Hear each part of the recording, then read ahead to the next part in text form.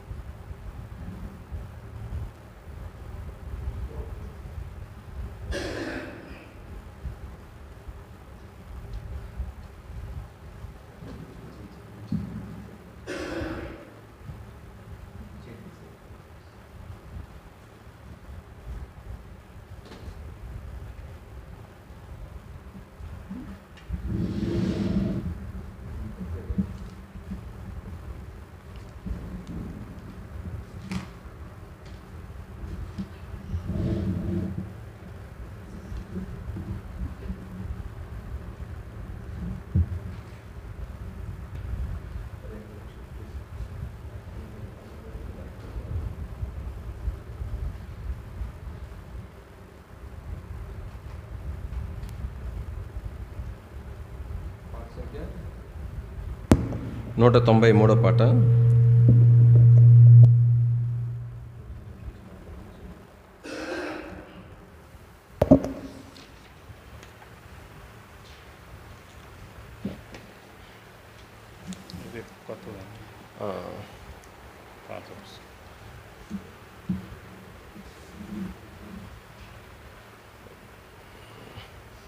క్రొత్త పుస్తకాల్లో 195, పాత పుస్తకాల్లో 193. రేపు తీసుకుంటాను కొత్త.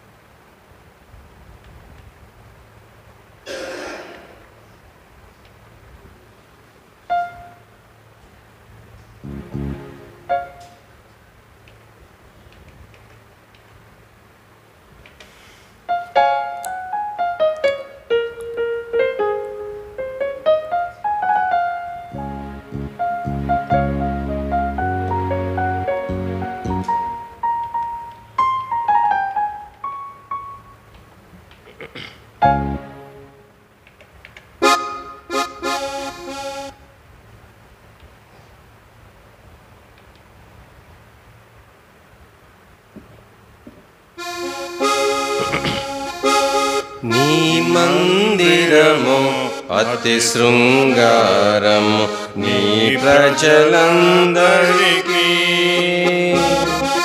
మహిమా తేజస్సు మెండుగా నింపి నూతన పరచుదేవా. మహిమా తేజస్సు మెండుగా నింపి నూతన నూతన పరచుదేవా. నీ రక్తము చిందించి నూతన జన్మమునిచ్చి, నీ రక్తము చిందించి నూతన జన్మమునిచ్చి, స్వాస్థ్యముగా మము చేసి నీ మందిరమున నిలిపి, స్వాస్థ్యముగా మము చేసి నీ మందిరమున నిలిపి, అందువలయందు కృప చూపించి తృప్తిగా పోషించితివి. కొదువలయందు కృప చూపించి తృప్తిగా పోషించితివి. మహిమా మహిమా మహిమా నీకే, మహిమా మహిమా మహిమా నీకే. నీ మందిరము అతి శృంగారము నీ ప్రజలందరికీ. మహిమా తేజస్సు మెండుగా నింపి నూతన పరచుదేవా. మహిమా తేజస్సు మెండుగా నింపి నూతన పరచుదేవా. నీ మందిరములో నిత్యము వసించి వర్ధిల్లెదము. నీ మందిరములో నిత్యము వసించి వర్ధిల్లెదము. అనుదినము స్తుతించి నూతన బలమును పొంది, అనుదినము స్తుతించి నూతన బలమును పొంది, అన్నిటియందు దీవించబడి ధన్యులుగా నుండెదము. అన్నిటియందు దీవించబడి ధన్యులుగా నుండెదము. మహిమా మహిమా మహిమా నీకే, మహిమా మహిమా మహిమా నీకే. నీ మందిరము అతి శృంగారము నీ ప్రజలందరికీ. మహిమా తేజస్సు మెండుగా నింపి నూతన పరచుదేవా. మహిమా తేజస్సు మెండుగా నింపి నూతన పరచుదేవా. నీ మందిరములో దొరుకును నిత్యాసందము నిరతం. నీ మందిరములో దొరుకును నిత్యానందము నిరతం. శోధన శ్రమలయందు కదలక స్థిరముగా నిలచు. శోధన శ్రమలయందు కదలక స్థిరముగా నిలచు. అంతములేని అద్భుతమైన ఆదరణ పొందెదము. అంతములేని అద్భుతమైన పొందెదము. మహిమా మహిమా మహిమా నీకే, మహిమా మహిమా మహిమా నీకే. నీ మందిరము అతి శృంగారము నీ ప్రజలందరికీ. మహిమా తేజస్సు మెండుగా నింపి నూతన పరచుదేవా. మహిమా తేజస్సు మెండుగా నింపి నూతన పరచుదేవా. కోల్పోతిమి నీ మహిమను మా అతిక్రమముల వలన. కోల్పోతిమి నీ మహిమను మా అతిక్రమముల వలన. క్షమించి నింపుము దేవా మహాప్రభావ మహిమను. క్షమించి నింపుము దేవా మహాప్రభావ మహిమను. మునుపటి మహిమను మించిన మహిమతో నిండుగా నింపుము దేవా. మునుపటి మహిమను మించిన మహిమతో నిండుగా నింపుము దేవా.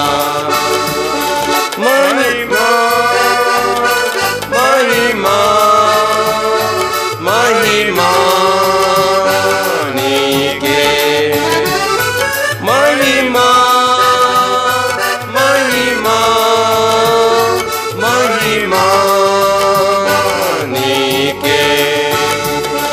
నీ మందిరము అతి శృంగారము నీ ప్రజలందరికీ. మహిమా తేజస్సు మెండుగా నింపి నూతన పరచుదేవా. మహిమా తేజస్సు మెండుగా నింపి నూతన పరచుదేవా. అంతము వరకు మమ్ము సజీవరాల వలె నుంచి. అంతము వరకు మమ్ము సజీవరాల వలె నుంచి. కట్టుము ఆత్మ మందిరము నింపుము అధిక మహిమను. కట్టుము ఆత్మ మందిరము నింపుము అధిక మహిమను. యుగ యుగములకు ఘనత మహిమ నీకు కలుగునుగాక.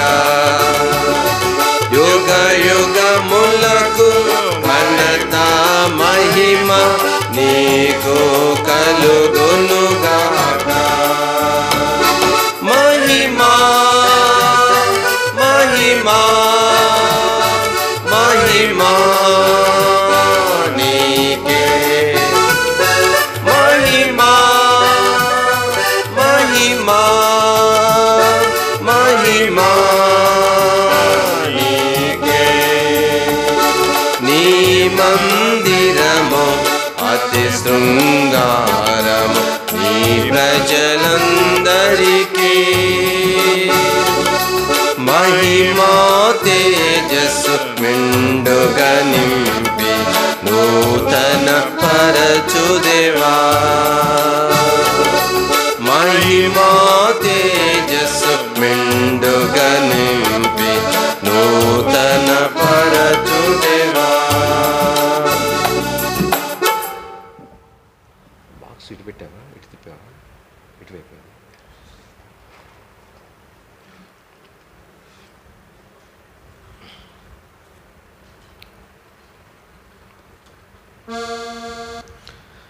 పాఠ సంఖ్య 230 క్రొత్త పుస్తకాలు, పాత పుస్తకాలు అయితే 228.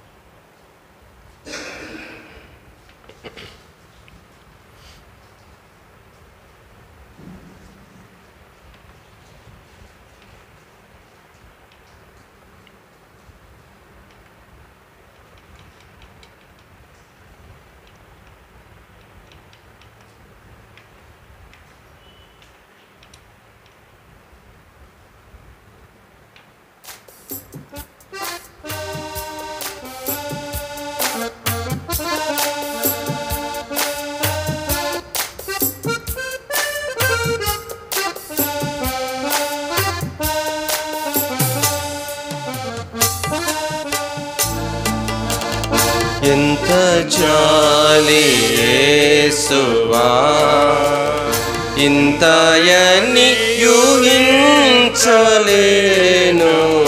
ఎంత జాలి యేసువా, హానికరుడ హింసకుడను దేవదూషకుడను నేను. హానికరుడ హింసకుడను దేవదూషకుడను నేను. అవిశ్వాసినైనా నన్ను, అవిశ్వాసినైనా నన్ను ఆదరించినావుగా. ఎంత జాలి యేసువా, ఇంతయని యూహించలేను.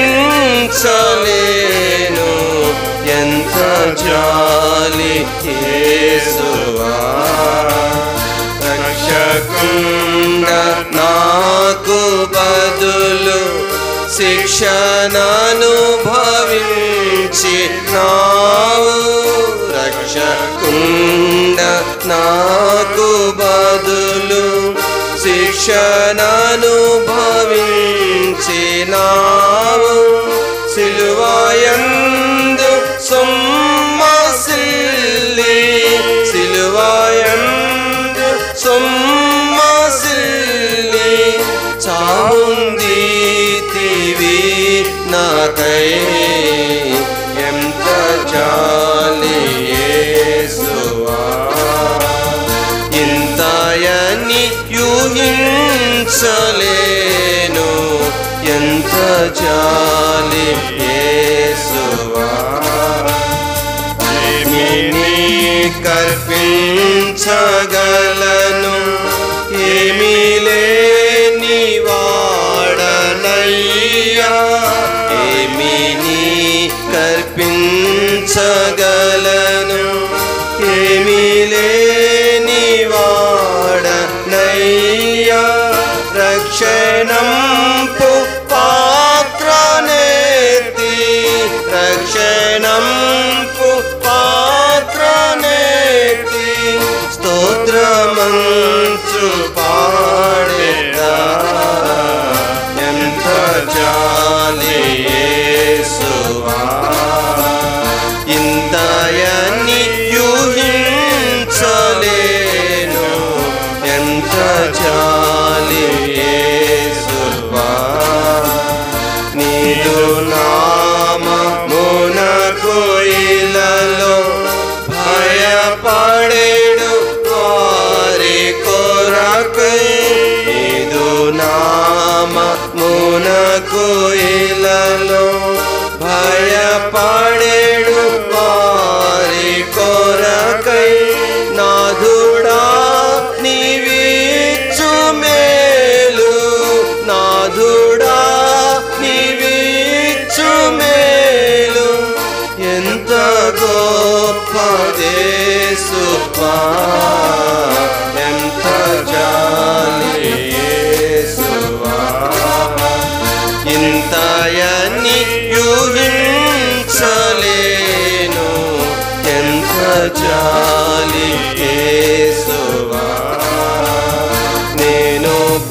బ్రతుకు దినములన్నీ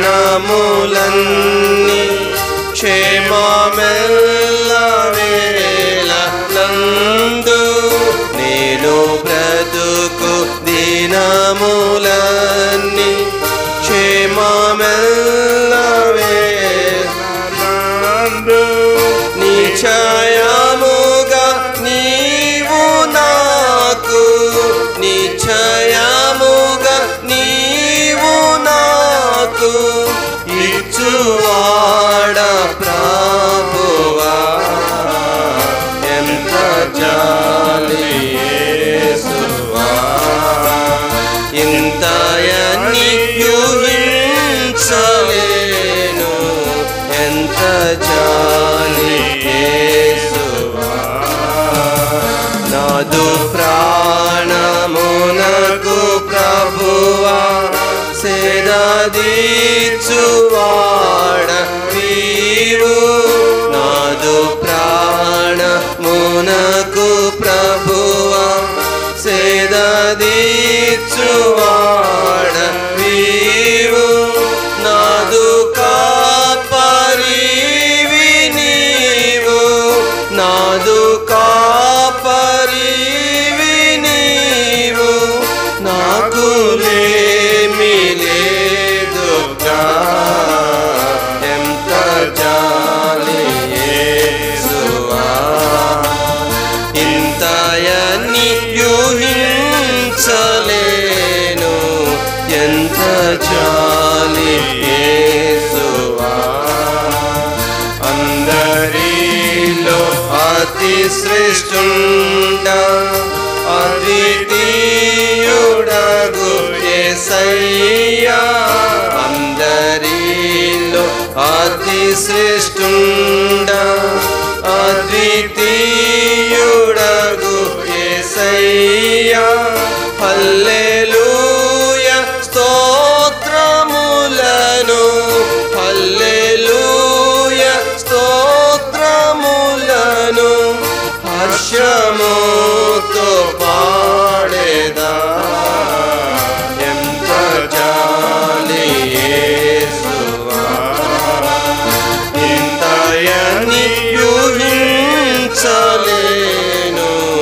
ఎంత జాలి యేసువా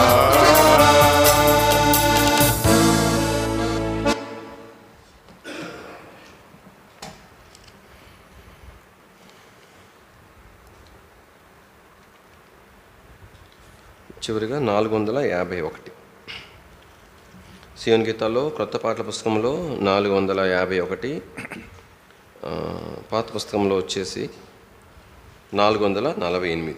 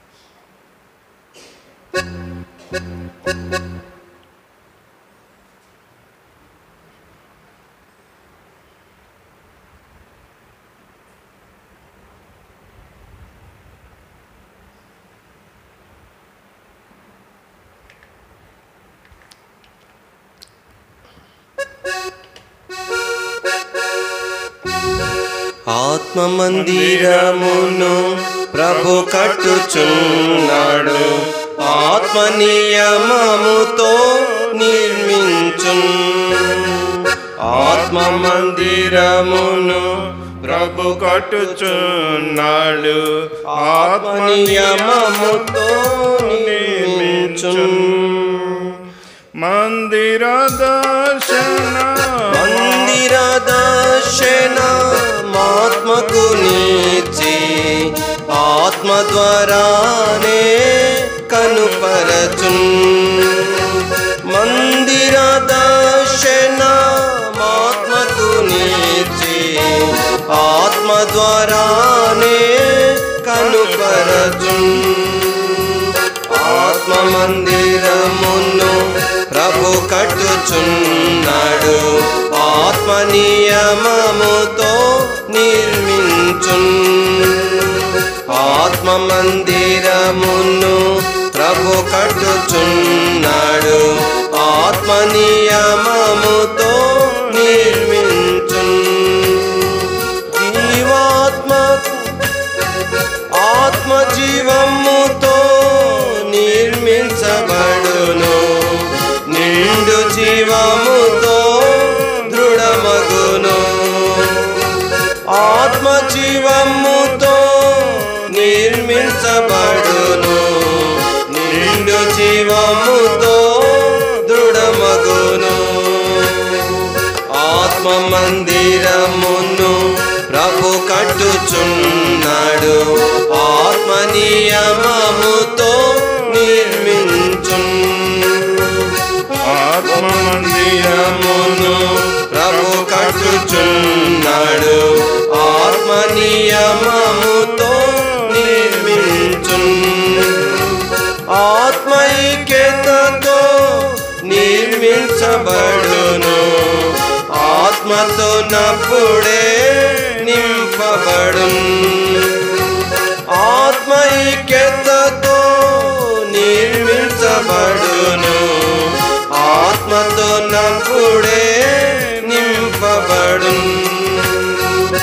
ఆత్మ మందిరమును ప్రభు కట్టుచున్నాడు, ఆత్మ నియమముతో నిర్మించున్.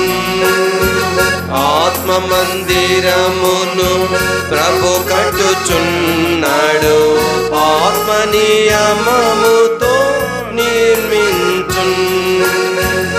ఆత్మీయ సేవను ఆత్మ సేవకులన్ ఆత్మ మందిరములో ప్రభు కోరున్. ఆత్మీయ సేవను ఆత్మ సేవకులన్ ఆత్మ మందిరములో ప్రభు కోరున్. ఆత్మ మందిరమును ప్రభు కట్టుచున్నాడు, ఆత్మ నియమముతో నిర్మించున్. ఆత్మ మందిరమును ప్రభు కట్టుచున్నాడు, ఆత్మ నియమముతో నిర్మించున్. ఆత్మీయ బలులను అర్పించునప్పుడే ప్రభు మనసు తృప్తి పడున్.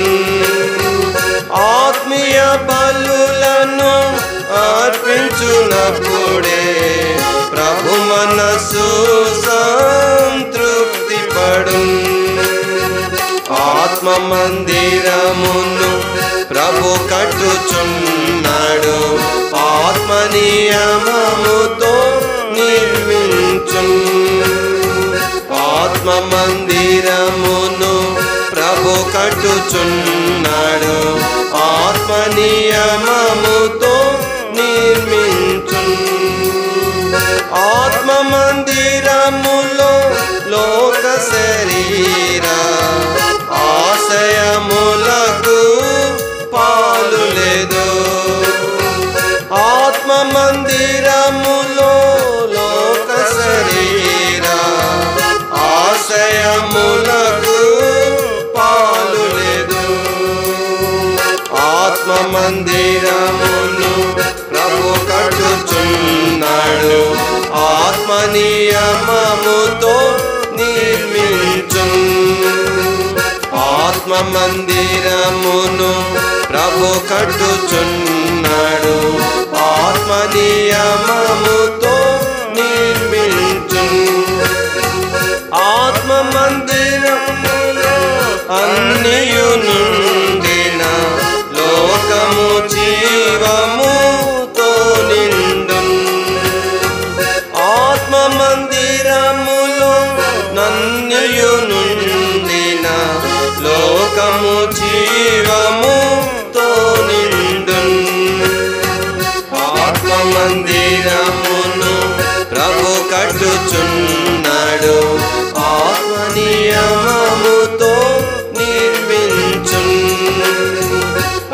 ఆత్మ మందిరమును ప్రభు కట్టుచున్నాడు, ఆత్మ నియమముతో నిర్మించు.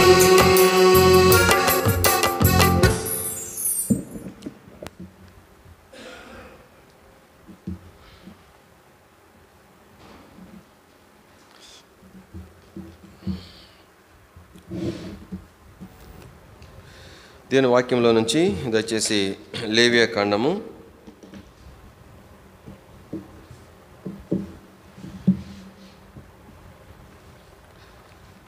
16వ అధ్యాయం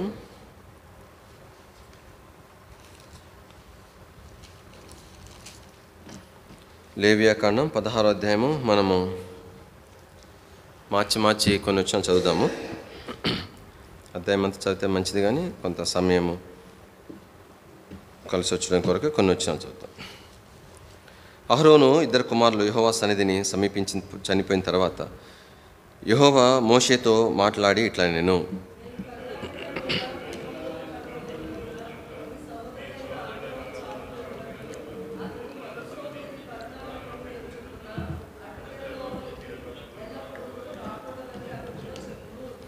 అతడు పాపపరిహార్థ బలిగా ఒక కోడెను, దహన బలిగా ఒక పొట్టేలను తీసుకొని వీటితో పరిశుద్ధ స్థలములోనికి రావలెను.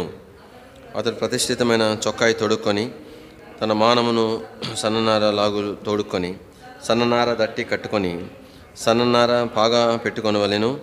అవి ప్రతిష్ఠిత వస్త్రములు గనుక అతడు నీళ్లతో దేహము కడుగుకొని వాటిని వేసి కొనవలెను. ప్రభు సహాయం కొరకే ప్రార్థన చేసుకుందాం. ప్రియమైన మా తండ్రి, పరిశుద్ధ దేవా, నమ్మదైన మా ప్రభావ మీ స్తుతిస్తుంటున్నాం.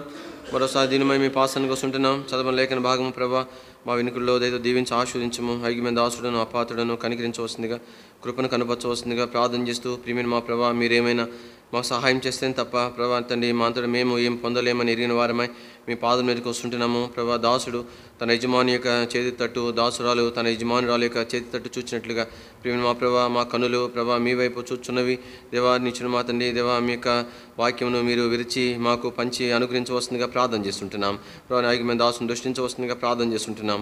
మరోసారి మీ దగ్గర అసలు అర్పించుకుంటూ మీ కృపను కోరుకుంటూ యేసుక్రీస్తు ప్రభు వారి యొక్క శ్రేష్టమైన ఘనమైన ఉన్నతమైన పరిశుద్ధ నామంలో స్తుతించి ప్రార్థించి మహిమపరిచి అడిగి వేడుకుంటున్నాం తండ్రి, ఆమేన్.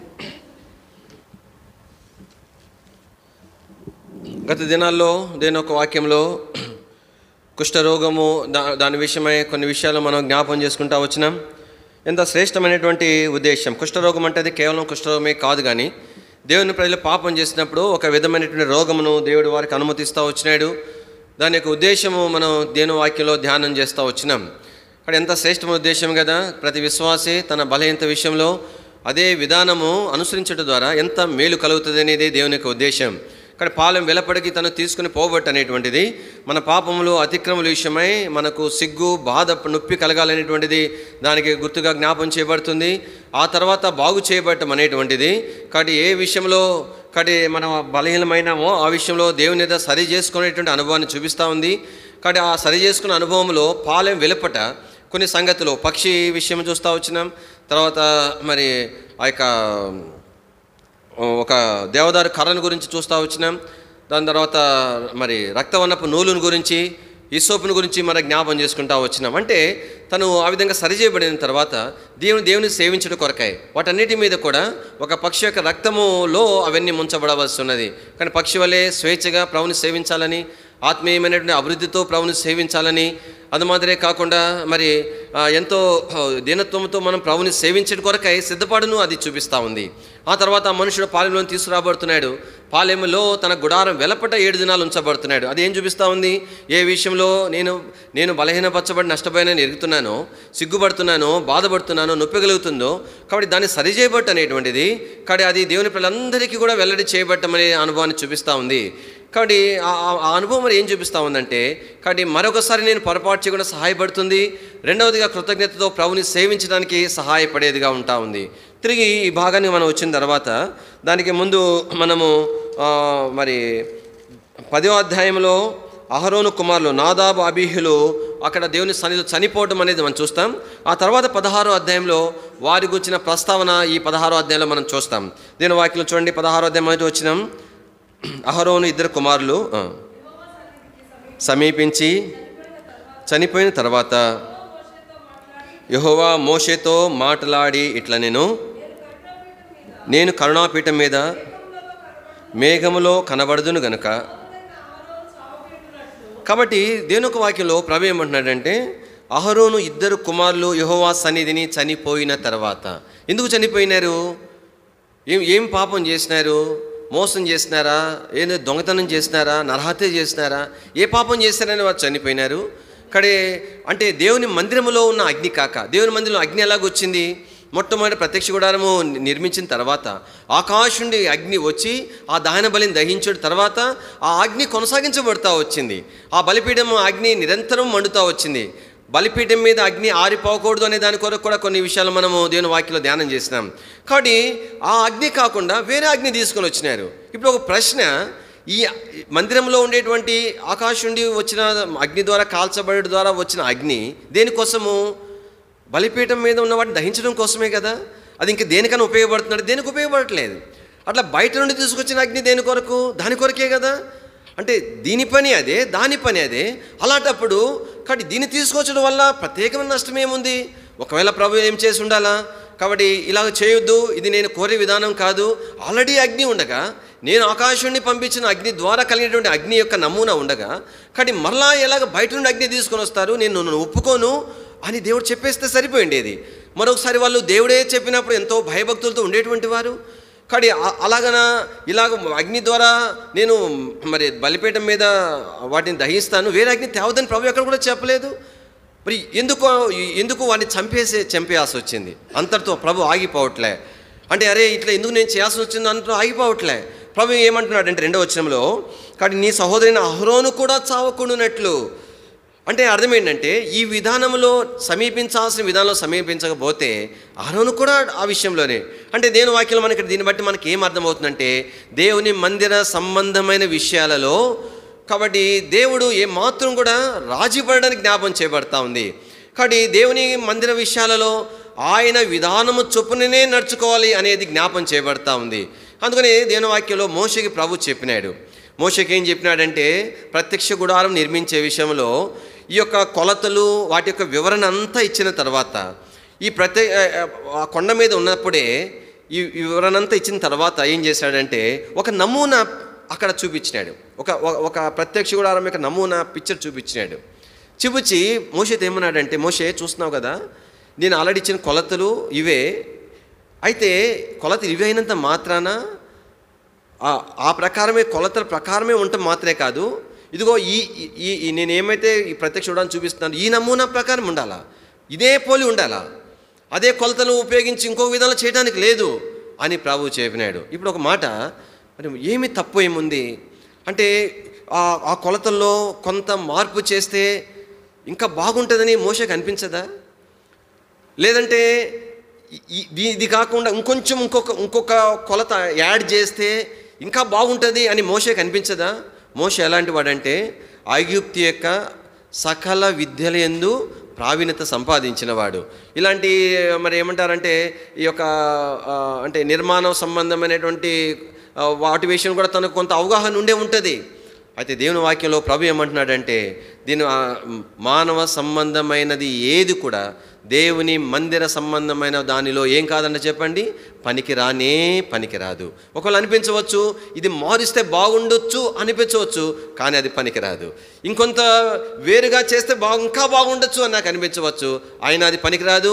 కాబట్టి అలా చేయకపోతే కాబట్టి ఇది అంతగా బాగలేదు అనిపించవచ్చు, అయినా అది కూడా పనికిరాదు. దేవుడు ఏమి చెప్పినాడో దానిని ఆ విధానంలోనే దేవుని మందిర విషయంలో చేయవలసి ఉన్నది. 3 పర్యాయాలు ప్రభు మోషేకి ఆ మాట చెప్తా వచ్చినాడు. 25వ అధ్యాయం నిర్గమాకాండము 25వ అధ్యాయము దయచేసి చదవండి. 9వ వచనం, నేను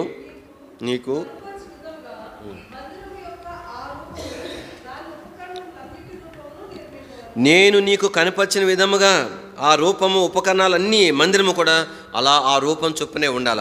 తిరిగి ఇదే 25వ అధ్యాయము చివరి వచనం 40వ వచనం, కొండ మీద నీకు కనపరచబడిన వాటి రూపము చొప్పున వాటిని చేయుటకు జాగ్రత్త పడు. అంటే అట్లానే ఉండాలా, ఇంకా ఏ మార్పు నేను అంగీకరించను. తిరిగి 26వ అధ్యాయము 30వ వచనం. అప్పుడు కొండ మీద నీకు కనపరచబడిన దాని పోలిక చొప్పున. కాబట్టి మోషేతో ప్రభు చెప్తా వచ్చినాడు. కాబట్టి ఇది ఉపదేశం కాదు, ఇది ఆజ్ఞారూపంగా ఇట్లనే చేయాల్సిందే. ఇలా కాకుండా ఇంకొక రకంగా చేయడానికి లేదనమాట. అందుకనే మోషే కూడా కాబట్టి తను ఆ మందిరం నిర్మించే విషయంలో దాదాపుగా మనకు 39వ అధ్యాయంలో 10 పర్యాయాలు మనం ఆ మాట చూడగలుగుతాం. మోషేకు యెహోవా ఆజ్ఞాపించిన ప్రకారం. ఆజ్ఞ అంతే, అట్లానే చేయాల్సింది, అట్లా కాకుండా మరో రకం చేయడానికి లేదు. రండి త్వరగా చదవండి. 10 పర్యాయాలు రాయబడి ఉంది. మొట్టమొదటిసారి మొదటి వచనం 30. యెహోవా మోషేకు ఆజ్ఞాపించినట్లు.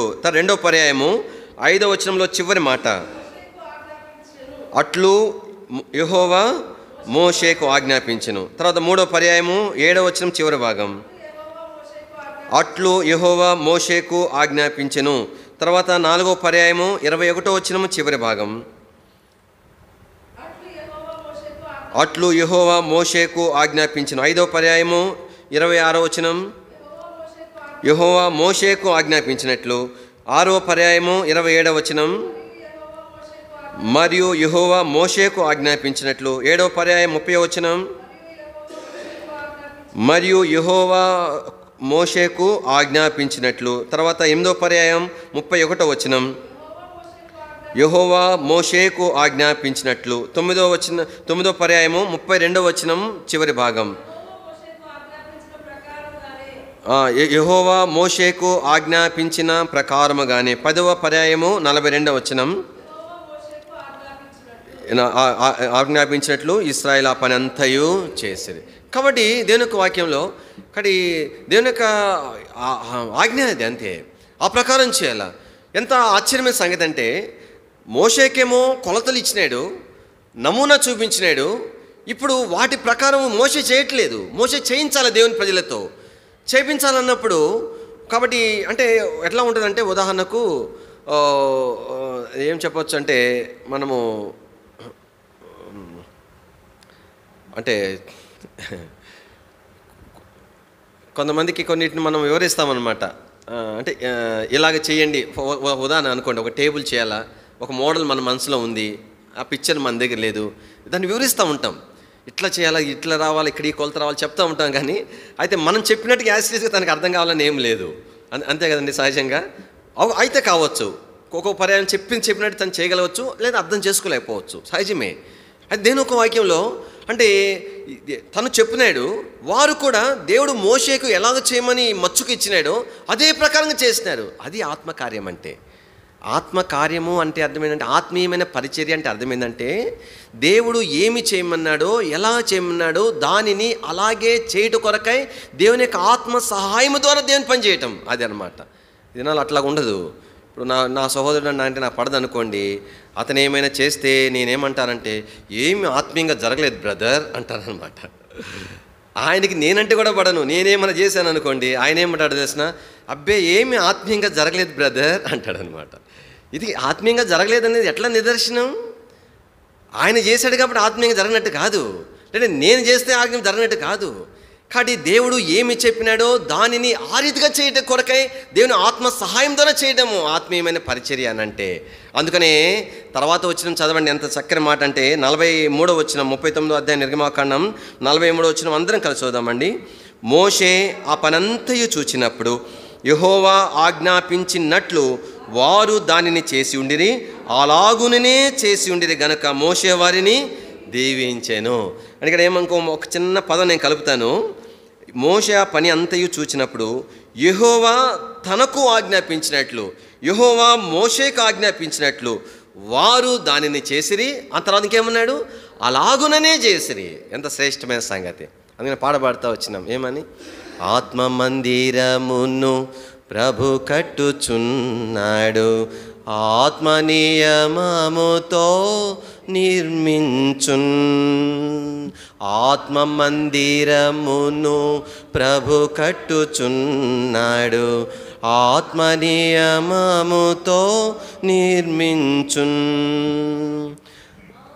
ఆత్మందిర దర్శన మాత్మకు నీచి ఆత్మ ద్వారానే కనుపరచున్. మందిర దర్శన మాత్మకు నీచి ఆత్మ ద్వారానే కనుపరచున్. ఆత్మ మందిరమును ప్రభు కట్టుచున్నాడు, ఆత్మ నియమముతో కాబట్టి దేవుని యొక్క వాక్యంలో దేవుడు ఏమి చెప్పినాడు అలాగున ఇక్కడేమో ఈ కొలతలన్నీ కూడా కానీ ప్రభు చెప్పిన నమూనాలో చేసినాడు. 40వ అధ్యాయంలో మందిరము నిలబెట్టేటువంటి విషయం 40వ అధ్యాయం రాయబడింది. కాబట్టి మందిరంలో నుండి పరికరాలు ఆ ప్రకారం చేయడమే మాత్రమే కాదు, మందిరాన్ని నిలబెట్టే విషయంలో కూడా అదే మచ్చుక, అదే నమూనా, అదే రూపము కలగాల.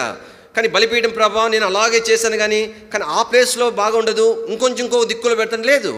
అందుకని 40వ అధ్యాయంలో మందిరం నిలబెట్టే విషయంలో కూడా 7 పర్యాయాలు అదే మాట రాయబడి ఉంటుంది. దీని ఒక వాక్యంలో 40వ అధ్యాయం 17వ వచనం, 2వ సంవత్సరం మొదటి నెలలో మొదటి దినమున యెహోవా మందిరము నిలవబెట్టబడెను అని చెప్పిన తర్వాత చూడండి, మొట్టమొదటి పర్యాయము 18వ వచనం, యెహోవా మోషేకు ఆజ్ఞాపించినట్లు. 2వ పర్యాయం 20వ వచనం, యెహోవా మోషేకు ఆజ్ఞాపించినట్లు. 3వ పర్యాయము 22వ వచనం, మరియు యెహోవా మోషేకు ఆజ్ఞాపించినట్లు. తర్వాత 4వ పర్యాయము 24వ వచనం, మరియు యెహోవా మోషేకు ఆజ్ఞాపించినట్లు. 5వ పర్యాయము 26వ వచనం, మరియు యెహోవా మోషేకు ఆజ్ఞాపించినట్లు. 6వ పర్యాయము 28వ వచనం, మరియు యెహోవా మోషేకు ఆజ్ఞాపించినట్లు. 7వ పర్యాయము 30వ వచనం, దాని ముందు ఏముంది, మరియు యెహోవా. ఎంత చక్కగా రాయబడిందో చూడండి. 18వ వచనంలో మోషేకు ఆజ్ఞాపించినట్లు అని చెప్పిన తర్వాత మిగతా 6 పర్యాయాలు మరియు అంటే ఇది మాత్రమే కాదు, దాని తర్వాత ఇది కూడా అలా చేయాల్సిందే, అది మాత్రమే కాదు దాని తర్వాత కూడా అలా చేయాల్సిందే. ప్రతి ఒక్కటి కూడా దేవుడు తన విధానంలో దేవుని పని జరగాల్సిందే.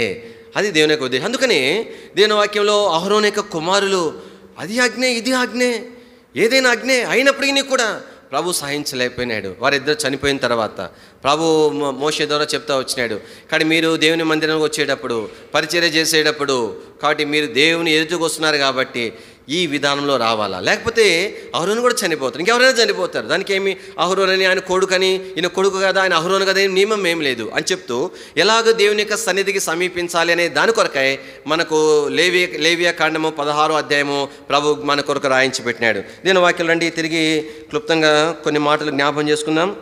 లేవియా కాండము 16వ అధ్యాయము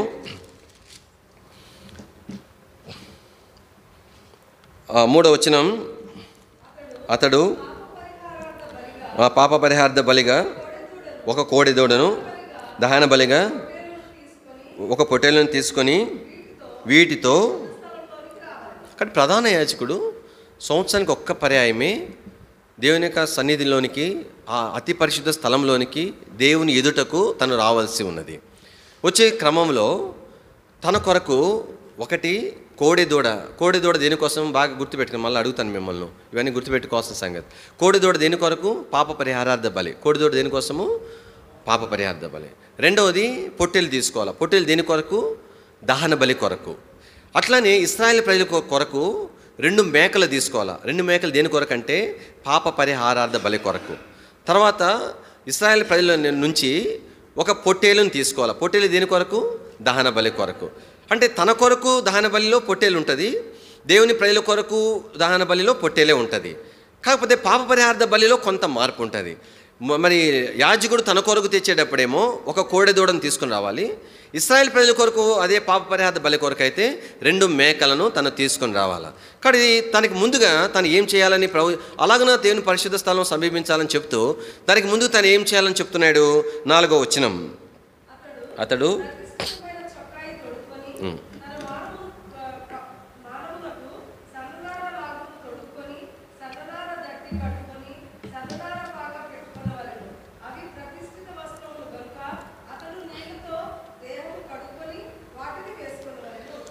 కాబట్టి దేవుని యొక్క వాక్యంలో మనకి ఇక్కడ ఏం జ్ఞాపం చేయబడుతుందంటే, తను ఈ ప్రతిష్ఠిత వస్త్రాలు వేసుకొనక మునుపు తన దేహమును కడుక్కొని ఆ ప్రతిష్ఠిత వస్త్రాలు వేసుకోవాలి. ఇది మనకేం చూపిస్తూ ఉందంటే, సహజ సిద్ధంగా మన ప్రమేయం లేకుండా మనకు అందేటువంటి అపవిత్రత విషయమై ఈ మాట మన జ్ఞాపం చేస్తూ ఉంది. కాబట్టి ఒక చెడ్డ తలంపు నా ప్రమేయం లేకుండానే అది నాకు కలిగింది, దానివల్ల నాకు అపవిత్రత ఏర్పడింది. లేదంటే మరి నా తెలియకుండానే నేనేమి అక్కడికి వెళ్ళి నోరు తీసుకుని చూడలేదు, అయితే నాకు తెలియకుండానే ఒక అపవిత్రమైనటువంటి ఒక పోస్ట్ వైపు నాకు కనుదృష్టి వెళ్ళింది, అది నాకు తెలియకుండా జరిగినటువంటి ప్రక్రియ, అపవిత్రత కలిగింది. లేదంటే నాకు తెలియకుండానే కాబట్టి ఒక చెడ్డ మాట నేను మరి వినటం అనేటువంటి జరిగింది. లేదంటే నా మాటల్లో దొల్లి నాకు తెలియకుండానే వాంటెడ్లీ కాకుండా, కావాలని కాకుండా ఒక మాట దొల్లింది, అపవిత్రత కలిగింది. అంటే ఈ అపవిత్రత అనేటువంటిది కాబట్టి దానంతరం అదే కలిగేటువంటిది. ఇప్పుడు ఉదాహరణ చూడండి, మనం స్నానం చేయకుండా ఎక్కడ పోకుండా ఇంట్లో ఉన్నా కూడా ఓ 2 దినాల తర్వాత చెమట వాసన, మట్టి అనేది మూడోసారి స్నానం చేస్తే మట్టి వస్తుంది. మనం ఎక్కడ మట్టిలో తిరగాల్సిన అవసరం లే, సహజసిద్ధంగా ఏర్పడేది. అంటే దేవుని పరిచయం చేసేటప్పుడు అంటే మన ప్రమేయం లేకుండా కలిగే అపవిత్రత కూడా కానీ మనం ప్రభు ఎదుట ఏం చేయాలా దాన్ని, ఎందుకంటే వేసుకునే వస్త్రాలు ప్రతిష్ఠితమైన వస్త్రాలు, కానీ వాటిని మనం ధరించబోతున్నాం కాబట్టి నీళ్ళతో కడుక్కొని ఆ వస్త్రాలు ధరించాలని దానికి జ్ఞాపం చేయబడతా ఉంది. తర్వాత ఈ నమూనా తను చెప్తూ వచ్చిన తర్వాత ఏమని చెప్తున్నాడంటే చూడండి, దేవుని వాక్యంలో మొట్టమొదటిగా తను ఏం చేయాలా, 11వ వచనం. అప్పుడు అహరోను పాప పరిహారార్థ బలియగు ఆ కోడెను తీసుకొని వచ్చి తన నిమిత్తము కాబట్టి మొట్టమొదట అహరోను చేయవలసిందంటే పాప పరిహారార్థ బలి తన కొరకై అర్పించబడాలా. అది మొట్టమొదట ఏం రాయబడుతుందంటే తనకు నిమిత్తము ఆ బలి అర్పించబడాలా. అది కాబట్టి అంటే అర్థమైందంటే దేవుని యొక్క పరిచర్య చేసేటప్పుడు, దేవుని యొక్క పరిచర్య అన్నప్పుడు ఇక్కడ కొన్ని విషయాలు నేను జ్ఞాపకం చేస్తాను. దేవుని పరిచర్య అంటే అర్థం ఏంటి?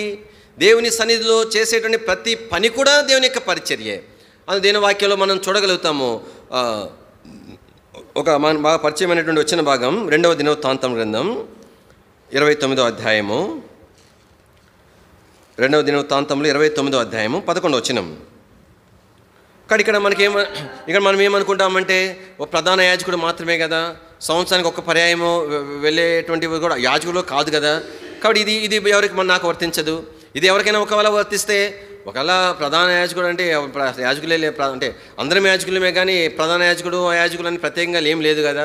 ఒకవేళ అంతో ఇంతో వర్తించుకుంటే అది సేవకుడికి సరిపోతుంది. ఆయన దేవుని పని కొరకు ఏదో పిలువబడ్డాడు అని చెప్పుకుంటాడు కాబట్టి ఆయనకి సరిపోతుంది కాదు.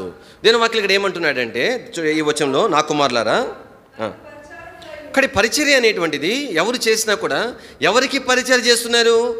ప్రభువుకి పరిచర్య చేస్తున్నారు. అది అన్నమాట. కానీ ప్రభువుకి పరిచర్య చేస్తున్నారు. తర్వాత అన్నాడు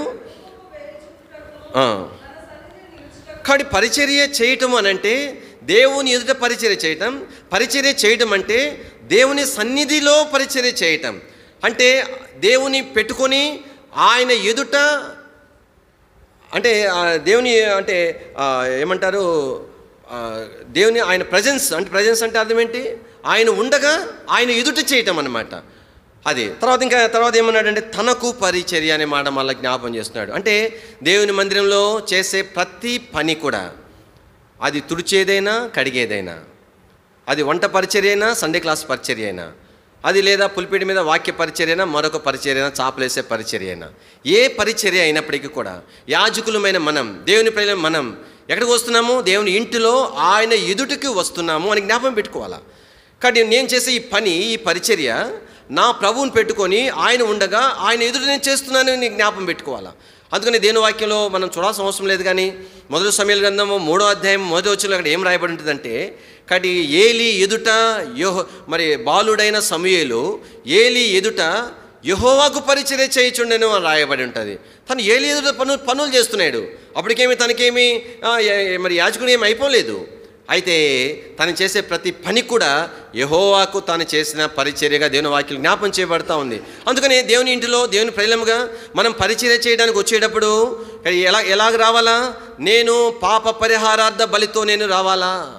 అంటే నా బలహీనతల విషయమై, నాలో ఉన్నటువంటి తప్పిదాల విషయమై, లోటుపాట్ల విషయమై నేను మొట్టమొదట ప్రభు ఎదుట క్షమాపణ కోరుకొని నేను పరిచర్యకి రావాలా.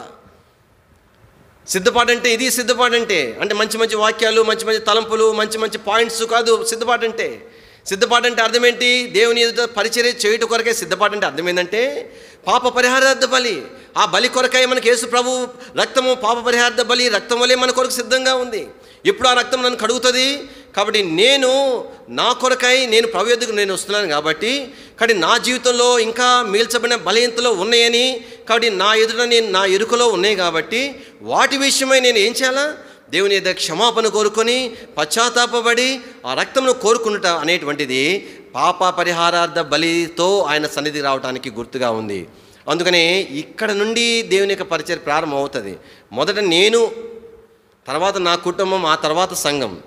అర్థమవుతుందా? ఎప్పుడు కూడా బోధకులు రెండొంతల తీర్పుని ఎందుకు అంటారంటే బోధకుడు అయిన వాడు దేవుని ప్రజలు ఒక్కసారి ఉపదేశం పొందుతారు. బోధకుడు నిలబడినప్పుడు ఆ వాక్యం ద్వారా ఉపదేశం పొందుతాడు. బోధకుడు అట్లా కాదు, 2 పర్యాలు ఉపదేశం పొందుతాడు. తను సిద్ధపడేటప్పుడే ప్రభువుకు నలగొడతాడు. బుద్ధిహీనుడా, ఏ ముఖం పెట్టుకుని మాట చెప్తామని చెప్తాడు. కాబట్టి ఇంత సంవత్సరాలు అయింది, ఈ చిన్న విషయం నేర్చుకోలేకపోతే అని ప్రభు చెప్తాడు. అక్కడే నలగొడతాడు. అక్కడే పశ్చాత్తాపడిన తర్వాత, అక్కడ దేవుని చేత ఉపదేశించబడిన తర్వాత వ్యక్తిగతంగా దేవుని ప్రజలకు వచ్చి దేవుని ప్రజలతో కూడా తను కూడా ఉపదేశించబడతాడు. కానీ వాక్యోపదేశకుడు 2 సార్లు ఉపదేశం పొందుతాడు. అంటే నేను మీకు ఉపదేశిస్తే మీరు వింటాం కాదు, దేవుని చేత మనం అందరం కూడా ఉపదేశం పొందుతున్నాము. ఒక మైక్ కావాలి కాబట్టి, ఒక బాక్స్ కావాలి కాబట్టి అందరికి వినబడటానికి, అలాగనే ఒక బోర ఎట్లా కావాలో అట్లాగా ఒక మనుషుడు అంతవరకే. కాబట్టి దేనొక వాక్యంలో పరిచర్య చేసేటప్పుడు, ఏ పరిచర్య అయినప్పటికీ కూడా మనం దేవుని ఎదురుకు ఎలాగ రావాలంటే పాప పరిహార్థ బలితో రావాలా. వ్యక్తిగతమైనటువంటి సిద్ధపాటు, వ్యక్తిగతమైనటువంటి ఒప్పుకోలుతో మనం సిద్ధపడాలా. వ్యక్తిగతమైన సిద్ధపాటు ఎంత ప్రాముఖ్యమైందంటే తన నిమిత్తము అనే మాట ఈ 16వ అధ్యాయంలో 7 పర్యాయాలు రాయబడి ఉంటుంది. చూడండి, నిర్గమాకాండం, లేవికాండం 16వ అధ్యాయంలో 16వ అధ్యాయం మొట్టమొదటి పర్యాయము 6వ వచనం చదవండి.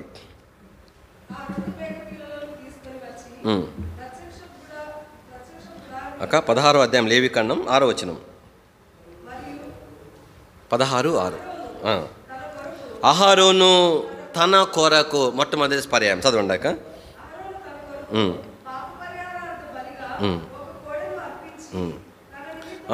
తన నిమిత్తము పైన ఏమన్నాడు? తన కొరకు 2వ సందర్భం, తన నిమిత్తం 3వ సందర్భం 11వ వచనం.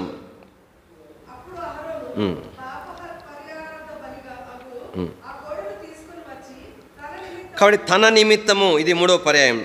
తర్వాత తన ఇంటి వారి నిమిత్తం ప్రాయశ్చిత్తం చేయాలను. తర్వాత అతడు తన కొరకు ఇది ఎన్నో పర్యాయము? 4వ పర్యాయం. తర్వాత 5వ పర్యాయము 17వ వచనం. పరిశుద్ధ స్థలములో చేయుటకు అతడు తన నిమిత్తము ఇది 5వ పర్యాయం. 6వ పర్యాయము 24వ వచనం. కడుక్కొని ధరించుకొని బయటికి వచ్చి తన కొరకు ఇది 6వ పర్యాయము చదవండి.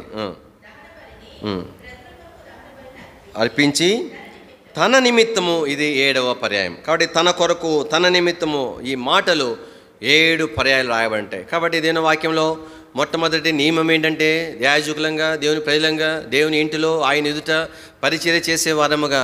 కాబట్టి ఈ విధానంలోనే వస్తున్నామా అని. ఆ విధానం లేకపోతే ఏమవుతుంది బ్రదర్? నా బలహీనత ఎవరికి తెలియదు కదా బ్రదర్. దేవుడు దేవుడు దేవుడు వాటిని పట్టించుకుని దానికి రుజువులు కూడా నా జీవితంలో ఏం కనబట్టలేదు కదా బ్రదర్. ఎన్ని పొరపాట్లు ఉన్నా నన్ను ఇంకా దీవిస్తూనే ఉన్నాడు కదా బ్రదర్. అందరికి వచ్చేట్టుగా కష్టాలు నాకు రావట్లేదు కదా బ్రదర్. సరైన విధానంలో మనం దేవుని అయితే పరిచర్య చేయకపోతే ప్రభు ఏమన్నాడు? చావకుండున్నట్లు. 2 సందర్భాలు రాయబడి ఉంటుంది అన్నమాట. చూడండి 2వ వచనం.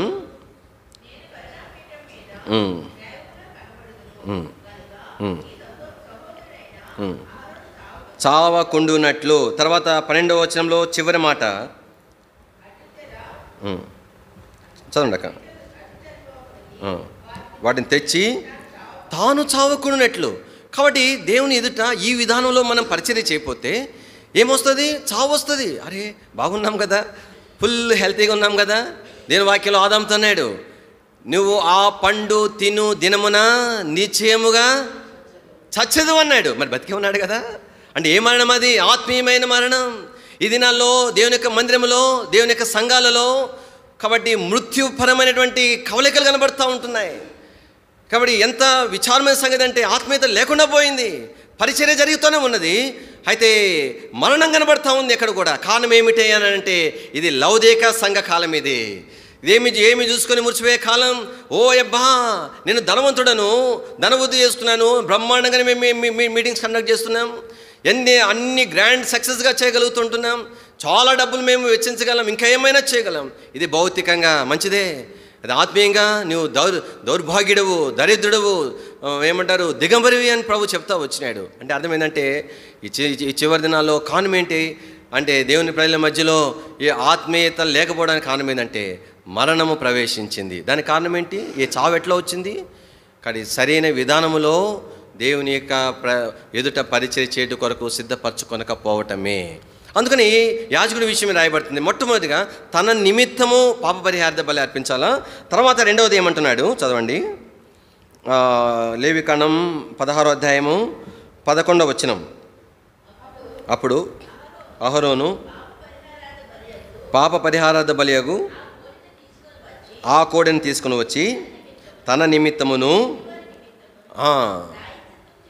కానీ ఒకటి తన నిమిత్తం ప్రాయశ్చిత్తం చేసుకోవాలా, రెండవది తన ఇంటి వారి నిమిత్తం ప్రాయశ్చిత్తం చేసుకోవాలా. అంటే దేవుని ఇంటిలో దేవుని ఎదుట పరిచయం చేసే మనం అందరం కూడా రెండవది ఎవరిని మనం సిద్ధపరచుకోవాలి చెప్పండి? మన ఇంటి వారిని సిద్ధపరచుకోవాలా. వారు సరిగా లేకపోతే, ఏదైనా తప్పులో పోతే, నా భార్యే, నా భర్తే, నా పిల్లలు అయితే కావచ్చు కాక. కాబట్టి నన్ను నేను సిద్ధపరచుకొని వారి కొరకు కూడా పాప పరిహారార్థ బలి వారిని కూడా సిద్ధపరచాలా. అర్థమవుతుందా? కాబట్టి అంటే ఎన్నోసార్లు వాక్యోపదేశం ఎట్లా ఉంటుందంటే సంఘాలకు మనం చెప్పేది, ఎన్నోసార్లు మన కుటుంబాలను మనం సిద్ధపరచుకోలేం. కొన్ని కారణాలు ఎట్లా కనబడతాయి అంటే, బ్రదర్ నేను ఎన్నోసార్లు చెప్తాను వాళ్ళు రావట్లేదు, కొన్ని వేరే కారణాలు ఉంటాయి. వాడు చాలా ఏమంటారు మెయిన్స్కి ప్రిపేర్ అవుతున్నాడు, సరే ఇంకొక కారణం అనారోగ్యతలు, రకరకాల కారణాలు. నేనేమంటానంటే విన్నా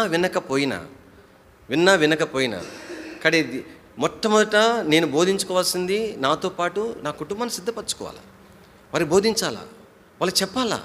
అంటే కొన్ని సందర్భాలు ఎట్లా ఉంటాయంటే సాధ్యం కాదు. కొంతమందిని మేము సువార్త చెప్పి ప్రభు కొరకు కొన్ని చెప్పేటమ్ములు వాళ్ళు దేవుని మందిరం రమ్మని చెప్పడానికి మాకు నోరు వచ్చేది కాదు. ఎందుకంటే వాళ్ళు చేసే పనులన్నీ కూడా మా కళ్ళ ఎదుటే జరుగుతూ ఉండేవి. 2 ఎద్దులు ఉండేవి, వ్యవసాయం ఉండేది. ఆ ఎద్దులు ఉదయం లేచిన తర్వాత వాళ్ళకి మేత వేసుకోవాలా, తర్వాత మరి పొద్దున్నే గడ్డికి వెళ్ళిపోతారు, తర్వాత ఒకళ్ళు గడ్డికి వెళ్ళిపోతారు, ఒకళ్ళు ఇంట్లో వంట చేసుకుంటారు. వచ్చిన తర్వాత వాళ్ళకి ఎట్లా ఉంటుందంటే మరి ఆ ఎద్దులు ఉండేవి అందరికి ఉండవు. ఎద్దులు పల్లెటూరులో కొంతమందికి ఉంటాయి. అందరి పొలాల వాళ్ళు వాళ్ళ దగ్గర ముందుగానే రేపు మాకురా అని చెప్పి మాట్లాడేసుకుంటారు అనమాట. ఎద్దులు దొరకవు. అందుకని ఖచ్చితంగా ఆదివారానికి కూడా ముందే బుక్ అయిపోయి ఉంటాయి. ఇక్కడ మరి ప్రతి విధం ప్రక్రియలకు ఆదివారం కూడా ఉంటుంది, ఖచ్చితంగా వెళ్ళాల్సిందే, వెళ్ళకుండా ఉండడానికి లేదు. మళ్ళీ వచ్చిన తర్వాత మళ్ళీ స్నానం చేసుకోవాలి, ఇంట్లో వంట చేసుకోవాలా, వాటికి మళ్ళీ తౌడు పెట్టాలా, గడ్డి వేయాలా, సరిపోతుంది, రాత్రి అయిపోతుంది. ఇంకా మళ్ళీ వాటికి దోమలు కొట్టకుండా పొగ వేయాలా, ఇవన్నీ జరుగుతుంటాయి. ఇవన్నీ ఇంకా పేడ గేడంతా ఎత్తేయాలా, అసలు ఒక్క నిమిషం కూడా టైం ఉండదు. ఎట్లా చెప్పాలా వాళ్ళకి దేవుని మందిరం రండి అని చెప్పాలా? మాకు అందుకని మేము చెప్పలేకపోయేవాళ్ళం. అయితే తర్వాత దేవుని ప్రజలు ప్రభువాన్ని సిద్ధపరచగా చూచి మేము తర్వాత వీళ్ళు చెప్పినాం. కానీ అట్లా ఎద్దులుండే వాళ్ళు ప్రభు నమ్ముకున్నారు, దేవుని మందిరానికి వచ్చినారు. మేము అడిగినాం ఆశ్చర్యంగా, ఎట్లా ఎద్దులు ఉన్నాయి కదంటే, అన్న ఆదివారము మాత్రం తీర్మానం చేసుకున్నాం, ఆదివారము చెక్కు ఎంత వచ్చినా కూడా మనకొద్దు అనుకున్నాము. మరి ఎట్లా మరి మేత అంటే పొద్దున్నే గడ్డికి వెళ్తామన్నా, తీసుకొస్తాము, సమృద్ధిగా వేసి తౌడు అన్నీ పెట్టేసేసి వచ్చేసేస్తాం. అంటే 2-3 సార్లు వేసేదంతా కూడా ఒకేసారి వేసి వచ్చేస్తాం అంతే. మధ్యాహ్నం వెళ్ళిన తర్వాత మధ్యాహ్నం కూడా ఒక వారం ముందు పోతాము, ఒకళ్ళ మందిలో ఉంటారు, ఒక వారం ఇంకోళ్ళు ముందు పోతారు, ఒకళ్ళ మందిలో ఉంటాము. అరే ఎంత పక్కతి, ఎవరిచ్చారు ఆలోచన, ఎవరు సిద్ధపరిచినారు? అది విన్న తర్వాత అరే మనం చేయాలి అంటే తలంపు ఏంటంటే దేవుని ప్రజలంగా ఈ దినాలలో అంటే మనము ఏమని బోధిస్తున్నాం. బోధ అంటే 2 రకాలు ఉంటుందండి. బోధ అనేటువంటిది ఎట్లా ఉంటుందంటే మాటల ద్వారా చెప్పేది బోధ, రెండవది మన మన విధానాల ద్వారా చెప్పేది కూడా బోధ ఉంటుంది. అంటే మనము మన విధానాల ద్వారా సంఘానికి ఏమని బోధిస్తున్నామంటే, ఏం పర్వాలేదు, మీరు ఏమంతా పరుగులెత్తుకొని కుటుంబాలుగా రావాల్సిన అవసరం లేదు. మీరు ఏం చేస్తారంటే కుటుంబానికి ఒకళ్ళు రండి చాలు, ఎందుకు అందరూ మళ్ళీ ఇంట్లో పనులు చేసుకోవాలి కదా, మేము వాక్యం వచ్చరికి మేము వంట పెట్టాలి కాబట్టి ఒకళ్ళు సరిపోతుంది. ఆ ఒక్కళ్ళు కూడా క్రమంగా రావాల్సిన అవసరంలే. కొంచెం లేట్ అయింది అనుకోండి, ఆ వారం ఏం లేట్ అయిపోయింది, లాస్ట్లో కొన్ని మాటలు దొరకాలా అని ఏం అవసరం లేదు, అట్లేం లేదు. ఒకళ్ళు ఎప్పుడు వెళ్ళండి, వెళ్ళకపోయినా పర్వాలేదు అని చెప్పను అనమాట. అర్థమవుతుందా? లేదు కొంచెం తల దిమ్ముగా ఉందా, దిమ్ముకుంటే ఎట్లా వస్తుంది, దేని మందానికి రావాల్సిన అవసరం లేదు. ఒకళ్ళు లేటుగా వచ్చిన తర్వాత గబగబా ఎందుకు రావాలి, పరిగెత్తుకుంటారే పాటలు అయిపోయినాయి అని చెప్పి ఆ తొందర ఎందుకు, ఏం పర్వాలేదు, చక్కగా నిదానంగా వాక్యం చెప్తానే ఉంటారు, చిన్నగా వస్తాము. ఇది ఏంటి, మనం సంఘానికి బోధించే బోధ. ఎట్లాగ మనం సంఘాన్ని బోధించగలుగుతాం? మనం చెప్తున్న మాటలను అన్న బ్రదర్ ఇలా చెప్పట్లేదని అంటే, కాబట్టి ఈ విధానమే బోధ. ఏమనుకోవద్దు, కానీ మీకు చెప్తున్నా కాబట్టి సాక్షాత్తంగా చెప్తున్నాను. నా భార్య అనారోగ్యస్తురాలు అయినప్పటికీ, ఆమె వద్దు అన్న కూడా వస్తుందని నాకు తెలిసినప్పటికీ, రాలేని పరిస్థితుల్లో నేను బలవంతం చేయకూడదని నాకు తెలిసినప్పటికీ ఖచ్చితంగా ఆమెకు చెప్పేసి వస్తాను. ఎట్లా చెప్తాను, మామూలుగా కూడా చెప్పను, మరీ బలవంతం పెట్టాను. ఎందుకంటే బలవంతం పెడితే తర్వాత పర్యవసానం నాకు తెలుసు, వస్తావు తాడబడిపోతే మళ్ళీ నేను ఆపేసి వెళ్ళాలా. కానీ చెప్తాను, ఏం సేవకురాలు అమ్మ, ఏం సంఘానికి అట్లా చెప్తాను నేను. ఒకసారి 4 రోజులు బాగలేదు, 5 రోజు నేను మధ్యలో వెళ్తాను. 4 రోజులు బాగలేకపోవటం వల్ల 5వ అలవాటుకు ఉండిపోయిందేమో, తన ముఖాన్ని గమనిస్తాను. ఏమన్నా వాళ్ళ తను హుషారుగా ఉందంటే ఏం రావచ్చు కదా, అప్పుడే బాగలేక రాలేదు అని చెప్తాను. ఎందుకు, కారణం ఏంటి, నేను దేవుని ప్రజలకు చెప్పాలా, వాళ్ళకి చెప్పడు కొరకై, వాళ్ళకి చెప్పుడు కొరకైనా సరే మొదట నేనేం చేయాలా. కాబట్టి ఇది మనం అనుసరించాలా, సంఘానికి కూడా నేర్పించాల్సిన విషయాలు ఇవన్నీ. ఇవి నేను బోధించట్లేదు అంటానికి, ప్రభు ఎందుకు బోధించలేదని అడుగుతాడు. కాబట్టి వాడు వచ్చినా రాకపోయినా నీ బాధ్యత నువ్వు చేయి అంతవరకు. అయినా రాలేదా, నువ్వు నిర్దోషివే, నీకు అవసరంలే. 2వ తలంపు ఇక్కడ దీని వాక్యంలో, మొట్టమొదటిగా తన నిమిత్తము బలి అర్పించుకోవాలి, పాప పరిహార్థ బలి. 2వది ఏం చేయాలంటే చెప్పండి, తన ఇంటి వారి కొరకై పాప పరిహార్థ బలి తను అర్పించాలని దేని వాక్యంలో తను చెప్తా వచ్చినాడు. చెప్పిన తర్వాత ఆ క్రమంలో చూడండి 15 వచనం.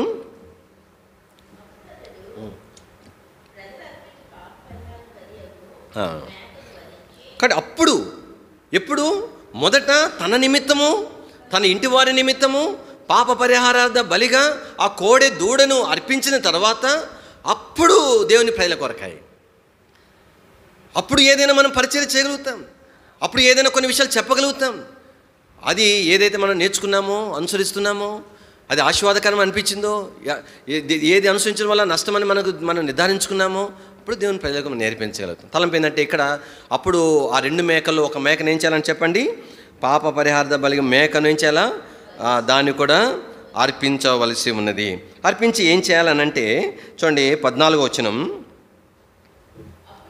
అప్పుడు అతడు ఆ కోడి రక్తంలో కొంచెం తీసుకొని తూర్పు పక్కను కరుణాపీఠం మీద తన వ్రేలితో ప్రోక్షించి, కరుణాపీఠం ఎదుట తన వ్రేలితో ఆ రక్తంలో కొంచెము. కాబట్టి తను ఎప్పుడైతే లోపలికి వస్తున్నాడో ఆ సంవత్సరానికి ఒక్క పర్యాయము వచ్చిన సందర్భంలో ఆ పాప పరిహార్థ బలిగా అర్పించిన రక్తము తీసుకొని వచ్చి ఏం చేయాలా, కరుణాపీఠము మీద 7 పర్యాయాలు ఏం చేయాలా, ప్రోక్షించాలా. అంటే ఇది ఏం చూపిస్తూ ఉంది, కాబట్టి నేను దేవుని చేత సంపూర్ణంగా అంగీకరించబడుతున్నాను, కనికరించబడుతున్నాను. కనికరించబడాల కారణం ఏంటి, దేన్ని బట్టి కనికరించబడుతున్నాను, రక్తము ప్రోక్షించుట. రక్తం ఎలాగొచ్చింది, ఎక్కడి నుండి వచ్చింది, పాప పరిహారార్థ బలి ద్వారా వచ్చింది. పాప పరిహార్థ బలి అనేదే లేకపోతే రక్తమే ఉండదు కదా. రక్తమే లేకపోతే ఎలాగ నేను దేవుని దగ్గర కనికరించబడతాను, దేవుని యొక్క కనికరం ఎలా పొందగలుగుతాను? కరుణాపీఠం మీద ప్రోక్షించిన రక్తం ఎక్కడి నుండి వస్తుంది నాకు? కాబట్టి ఈ పాప పరిహార్థ బలి ఏం చేస్తుందంటే దేవుని సన్నిధిలో కనికరము కానీ అయినా కూడా ఈ ప్రక్రియ అంతా చేసేంత మాత్రం అంగీకరించాలని దేవునికి నియమం ఏం లేదు.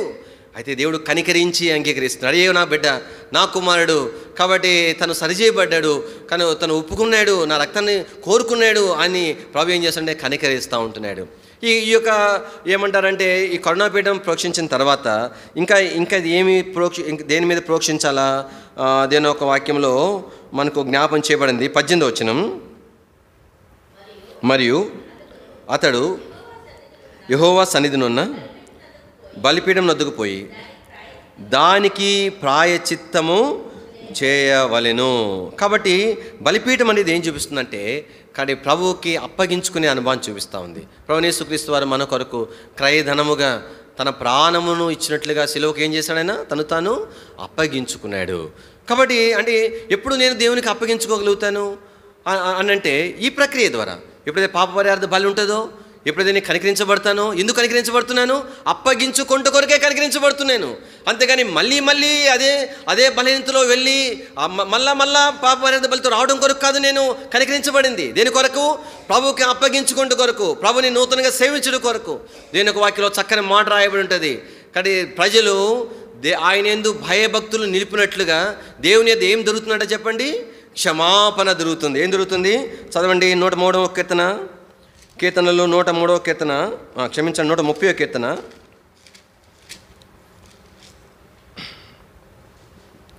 4వ వచనం. ఇక్కడ ఈ భక్తుడు ఏమంటున్నాడంటే 3వ వచనం, యెహోవా నీవు దోషములు కనిపెట్టి చూచినేడలా ప్రభువా ఎవడు నిలవగలని అర్థమండి. ఎంత పెద్ద భక్తుడైనా సరే వాళ్ళలో దోషాలు ఉంటాయి అని అర్థం. అదనమాట.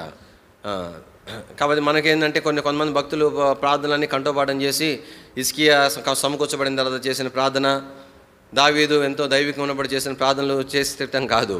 అయ్యాక ఎంతటి వారైనా మన మళ్ళీ బలహీనతలు ఉంటాయి. అందుకని ప్రతి పర్యాయము ప్రభు దగ్గరికి వెళ్ళినప్పుడు కూడా కాబట్టి ప్రభు సన్నిధిలో ఉన్నటువంటి గొప్ప ఆధిక్యత ఏంటంటే ఎన్నిసార్లు మోకాల మీద ప్రభు దగ్గరికి వెళ్తాం అన్నిసార్లు ఫస్ట్ తెలిసేది అంటే మన బలహీనతలే. సరే మెట్టుకు ఆ మాట చెప్తూ సరే అట్లాడప్పుడు అందరిలో ఉంటాయి కదా, అందరితో ఉన్నప్పుడు ఇంకెందుకు తర్వాత చూడండి. తర్వాత వచ్చినాం 4వ వచనం, అయినను దోషాలు ఉండొచ్చు, అందరిలో ఉండొచ్చు, అయినను చదవండి జనులు నీ యందు భయభక్తులు నిలుపునట్లు నీ యొద్ద ఉంటే అయితే క్షమాపణ జరుగుతూ ఉంది. పాప పరిహార్థ బలి మరి యాజకుడు తీసుకొచ్చిన రీతిగా నా బలహీనతల విషయమై నేను ప్రభు దగ్గర క్షమాపణ కోరి యేసు రక్తను కోరుకున్నాడు ద్వారా నాకేం దొరుకుతుంది? క్షమాపణ జరుగుతూ ఉంది. ఎందుకొరకు క్షమాపణ? ఎందుకొరకంట? ఇక్కడ ఏం రాయబడింది? భయభక్తులు నిలుపునట్లు. అదనమాట. కానీ ఈ క్షమాపణ ద్వారా ఏమొస్తుందంటే ఒకటి భయం వస్తూ ఉంది. అరే నేను ఈ పొరపాటు చేస్తాను, ఈ తప్పిదంలో ఉన్నాను, ఈ తప్పిదానని ఈ విధానంలో దేవుడు క్షమిస్తాడా? ఈ స్థితిలో నన్ను అంగీకరిస్తాడా? అయితే ప్రభు నన్ను క్షమించినాడు, కానీ నేను మళ్ళా తిరిగి ఈ తప్పు చేయకూడదనే భయం కలుగుతుంది. కాబట్టి క్షమాపణ అనేది ఏం చేస్తుంది? కానీ ఇట్లాంటి పరిస్థితుల్లో నేను ఉన్నప్పుడు, బలహీనుడుగా ఉన్నప్పుడు, బలహీనతతో ఉన్నప్పుడు స్వేచ్ఛగా ప్రభుని సేవించలేకపోయాను. సంతోషంతో నేను ప్రభుని ఆరాధించలేకపోయాను. సంతోషంతో దేవుని ప్రజలతో నన్ను ఐక్యపరచుకోలేకపోయాను. అయితే ఇప్పుడు ప్రభు నన్ను క్షమించినాడు. కాబట్టి ఇక నేను ఎలా ఉండాలా? భక్తితో ప్రభుని సేవించాలా. ఎట్లా వస్తుంది తీర్మానం? క్షమాపణ ద్వారా వస్తుంది తీర్మానం. కాబట్టి ఈ యొక్క బలిపీఠము యొక్క ప్రోక్షణ అప్పగించుకునేది అనేటువంటిది దేన్ని చూపిస్తుందంటే కనికరించబడటం ద్వారా వచ్చేటువంటి అనుభవం. అందుకోసమే మనం అప్పగించుకుంటూ కొరకే కనికరించబడుతున్నాం. దీని ఒక వాక్యంలో ఈ భాగానికి మళ్ళీ తిరిగి మనం వచ్చినప్పుడు క్లుప్తంగా జ్ఞాపం చేసుకున్నాము. కాబట్టి ఇశ్రాయేల్ ప్రజల యొక్క పాపాల విషయమై 2 మేకలు తీసుకున్నామని చెప్పిన సందర్భంలో వారి పాపం చేయటం ద్వారానంట దేవుని మందిరము దేవుని మందిరాన్ని ప్రతిష్ఠించాలని చెప్పినాడు. దేవుని మందిరానికి ప్రాయచిత్తం చేయాలంట. అంటే దేవుని మందిరానికి ప్రాయచిత్తం ఏంటి? మనుషులు కదా ప్రాయచిత్తం. తప్పు చేస్తే మనుషులు చేస్తారు కదా. అంటే ప్రభు ఇక్కడ ఏమన్నాడంటే మందిరానికి ఎందుకు ప్రాయచిత్తం అని అంటే దేవుని ప్రజలు పాపం చేయటం ద్వారా దేవుని మందిరం ఏం చేయబడుతుందంట చెప్పండి? అపవిత్రం అవుతుందంట. దేవుని మందిరానికి ప్రాయచిత్తం చేయటం ద్వారా దేవుని ప్రజల పాపములు ఏం చేయబడుతున్నాయంట? క్షమించబడుతున్నాయంట. అరే మనకి ఎన్నిసార్లు అర్థం అవుతుంది కదా ఈ సంగతి. రండి దేవుని వాక్యం ఇదే 16వ అధ్యాయం 16వ వచనం.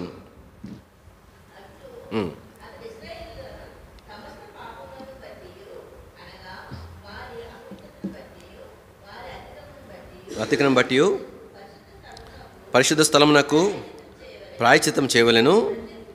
ప్రత్యక్షపు గుడారము వారి మధ్య ఉండుట వలన వారి అపవిత్రతను బట్టి, అది అంటే ప్రత్యక్ష గుడారము అపవిత్ర మగుచుండును గనుక అతడు దానికి ప్రాయచిత్తం చేయాలి.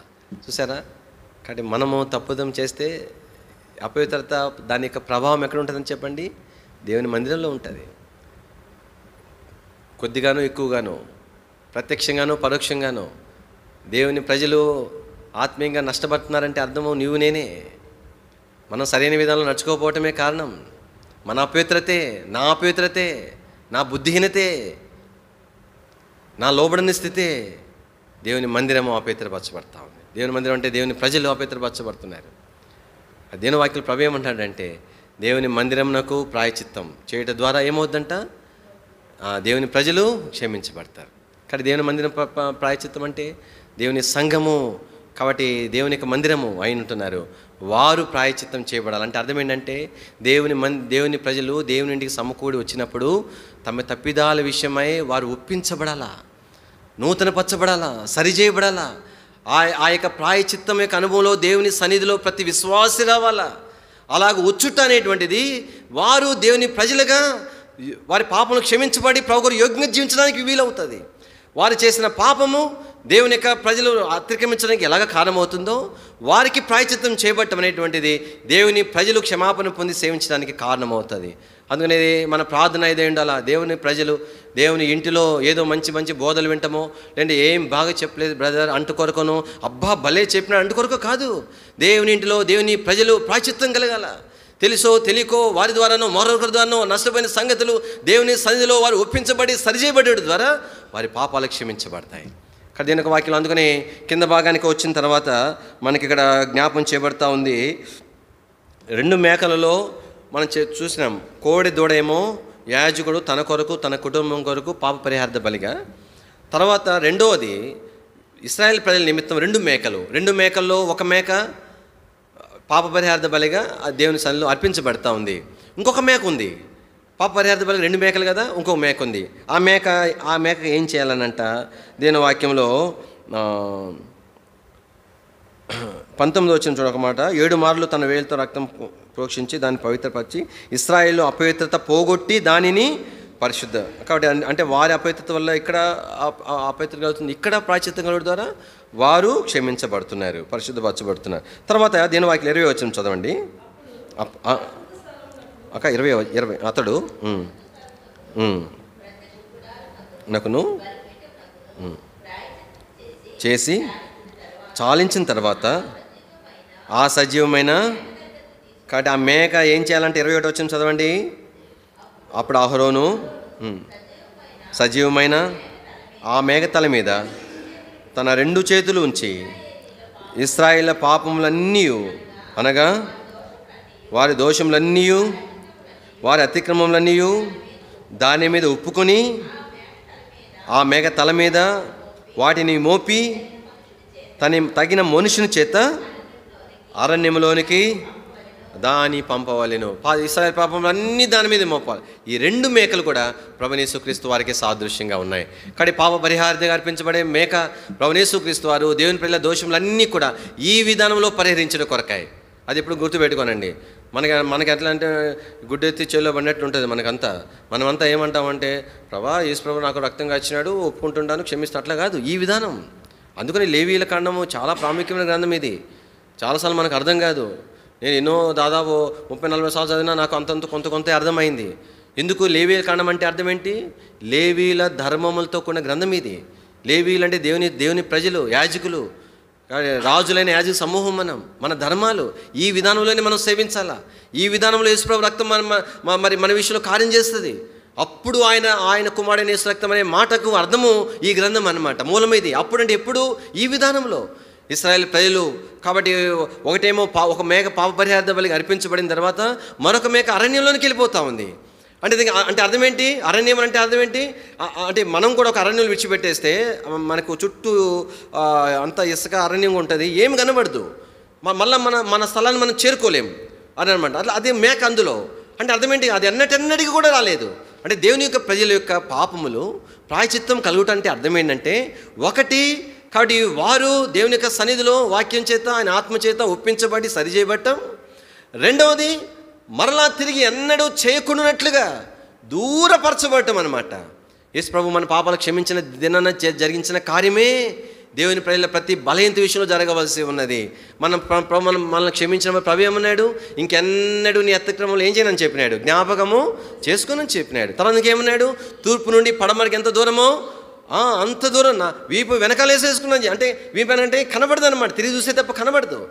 అంటే అర్థమైందంటే దేవుని ప్రజలు వారు పరిశుద్ధపరచబడటానికి నియమం ఎలాగంటే కనుక వారు ప్రభు రక్తాన్ని కోరుకుని క్షమాపణ పొందటం అనేది ఏమర్థం అంటే ఇంకెన్నడూ కూడా ఆ బలహీనతలు వారు సమీపించుకున్నట్టు కొరకే.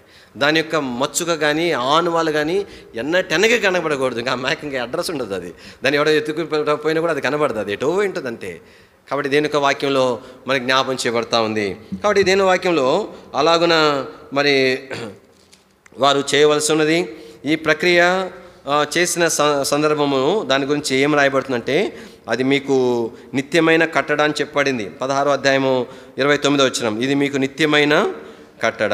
కానీ పర్టికులర్గా సంవత్సరానికి ఒక దినం మాత్రమే జరిగే పని, అందుకని ఆ డేట్ కూడా దాని కొరకు నియమించినాడు. 7వ నెల 10వ నాడు అది మీకు ఏంటి అతి ఏమంటారు మహావిశ్రాంతి దినం. 31 అది మీకు మహా విశ్రాంతి, మిమ్ముని మీరు దుఃఖపరచుకునే దినం, నూతన పరచబడే దినం అన్నమాట. అది అంటే ఇది ఒక పండగలాగా ఆచారంలాగా చేసేది కాదు, లేనిపోయిన ఏడుపులు తెచ్చుకుని ఏడ్చే ఏడుపు కాదు ఇది. కనుక వారి అతిక్రమల విషయమై దోషముల విషయమై కనుక ప్రభు సన్నిధిలో ఒప్పుకొని ఎన్నడూ వాటిని అనుసరించుకుంటే ఆ 2 మేకల యొక్క అనుభవంలోనికి వారు రావటం అనేటువంటిది. ఆ తర్వాత దహన బలి దేవుడు అంగీకరిస్తాడు. అర్థమవుతుందా? ప్రధాన యాజకుని నిమిత్తమైన దేవుని ప్రజల నిమిత్తమైన. కానీ ఈ అనుభవం లేకుండా కాబట్టి నేను దేవుని యొక్క ఉపదేశించబడకుండా సరిచేయబడకుండా నా దగ్గర నుండి నేను ప్రారంభించకుండా నేను పొద్దుగుకులు ఆయన ఈయన ఆ సంఘము ఈ సంఘము ఆ పెద్ద ఈ సేవకుడు అనుకుంటా పోంటే ఎట్లాగా నేను దేవుని యొక్క పరిచయం చేయగలుగుతాను? ఎట్లాగా మరణపరమైనటువంటి అందుకనే దేవుని ప్రజలు ఎట్లా ఉన్నారంటే ఈ దినాల్లో దేవుని వాక్యం చెప్తుంది బలహీనులు, రోగులు, తర్వాత నిద్రించేటువంటి అనుభవం. అది మృతమైన అనుభవం కదా. నిద్ర అంటే అర్థం ఏంటి? పేరుకు మాత్రమే. దేవుని వాక్యం ఏమంటే నీవు ఏమంటారు జీవించున్న పేరు మాత్రమే కానీ నీవు మృతుడివే అనే ప్రభు అన్నాడు. నిద్రపోయేవాడికి బతినవాడికి తేడా ఏంటి? వాడు ప్రాణం ఉంది అంతే. చచ్చిపోయినవాడికి నిద్రపోయినవాడికి తేడా ఏంటంటే చచ్చిపోయినవాడికి ప్రాణం లేదు, వీడికి ప్రాణం ఉంది. నిద్రపోయినవాడికి ఏ చేతులు కాలు పనిచేయవు, అన్నీ మౌన స్థితిలో ఉండిపోతాయి, ఎందుకు పనికిరాకుండా అయిపోతాం.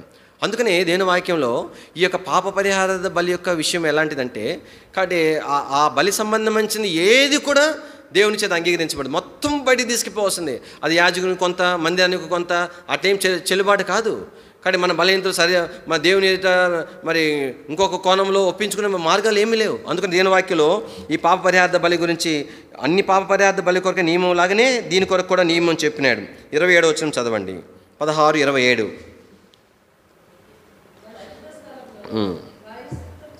చేయుటకు వేటి రక్తము దాని లోపలికి తేబడెను, పాప పరిహార బలియగు ఆ కోడెను ఆ మేకను ఒకడు పాలెం వెలుపలికి తీసుకుని పోవలెను, వాటి చర్మములను వాటి మాంసమును వాటి మలమును, చివరికి దాని పెంట కూడా పనికిరాదంట, ఏది పనికిరాదు. బలిపీఠం మీద దాడడానికి లేదు, అంగీకరించేది కాదు సంపూర్ణంగా దేవుని వాక్యం. అందుకనే జ్ఞాపం చేయబడతా ఉంది. అందుకని అది మీకు మహావిశ్రాంతి దినం, మీరు దుఃఖపడాల్సిన దినం, నూతన పరచబడే దినం అది.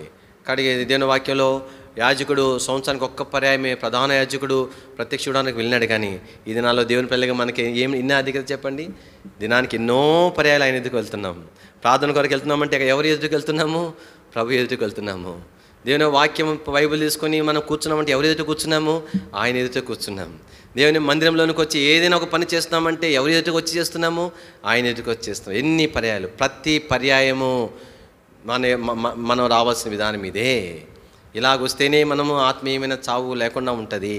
ఇలాగొస్తేనే మన ఆత్మీయ జీవితంలో ఫలింపనేది ఉంటుంది. అంతో ఇంతో ఆయన స్వరూపంలో రాగలుగుతాం. అంతో ఇంతో ప్రభు రాకడలో ఎత్తబడేటువంటి గుంపులో ఉండటానికి ఆస్కారం అవుతుంది.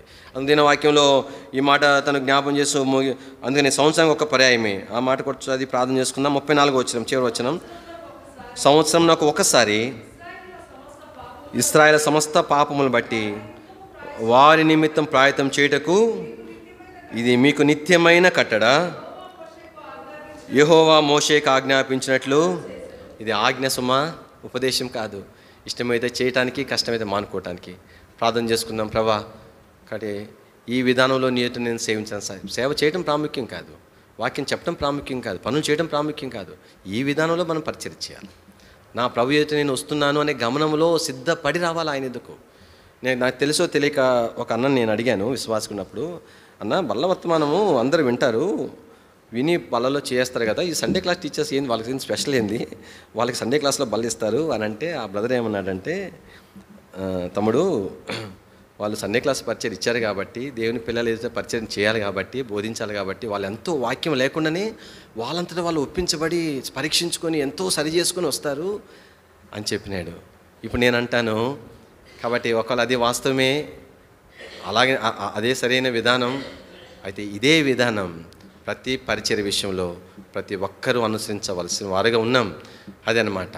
అయినా మిగిలిన వాటి కొరకే దేని యొక్క వాక్యపు వెలుగు. అర్థమవుతుందా?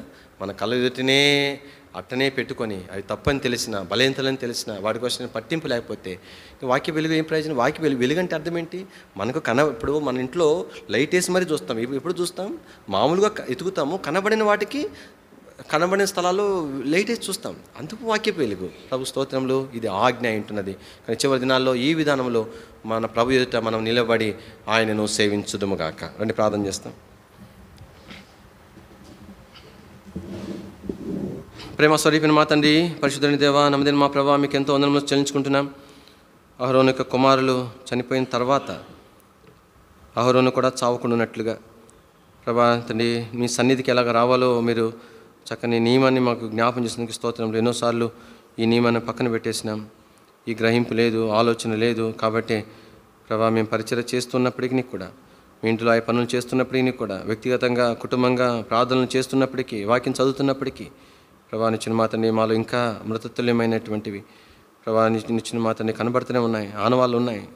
ప్రభా తండ్రి, ఏదేదో కనికరించము, క్షమించము, నూతనపరచము. ప్రతి సందర్భంలో కూడా మీ అమూల్య రక్తమును ఈ విధానంలో మేము ఆశించి కోరుకొని నూతనపరచబడి ప్రభా, మీతో పరిచర్య చేయటి కొరకే నేర్పించము. మీరు అంగీకరించదగిన పరిచర్య చేయటి కొరకే నేర్పించము. మొదట ప్రభా, నా విషయమే ఆలోచన కలిగి ఉంటే కొరకే సహాయపడము. ప్రభా, నా ఇంటి వారిని సిద్ధపరచుకుంటే ఎట్లో నేర్పించము. ప్రభా, దాంట్లో ఒక భాగంగానే మీ ప్రజలు సిద్ధపరచుల కొరకు తగిన రీతిగా ప్రభా తండ్రి మీరు వాడుకోవస్తుందిగా ప్రార్థన చేస్తున్నాం. అలాగే మమ్మల్ని జ్ఞాపం చేసుకోండి. వందం చేయించుకుంటూ వాక్యం దీవించము. మరింత తేటగా మీ ఆత్మ ద్వారా ప్రభా తండ్రి మాకు సంగతులు బయలుపరచమని యేసు ప్రభు యొక్క శ్రేష్ఠ నామములో స్తుతించి ప్రార్థించి మహింపరిచి అడిగి వేడుకుంటున్నాం తండ్రి. ఆమేన్. తొట్టెలకుండా మిమ్మల్ని కాపాడుకును, తన మహిమ ఎదుట ఆనందముతో నిర్దోషులుగా నిలబెట్టుటకును శక్తిగల రక్షకుడైన అద్వితీయ దేవునికి ప్రభువైన యేసుక్రీస్తు వారి మూలముగా మహిమయు మహాత్యమును అధికారమును ఆధిపత్యమును యుగములకు పూర్వమును ఇప్పుడును సర్వయుగములను కలుగునుగాక. ఆమేన్.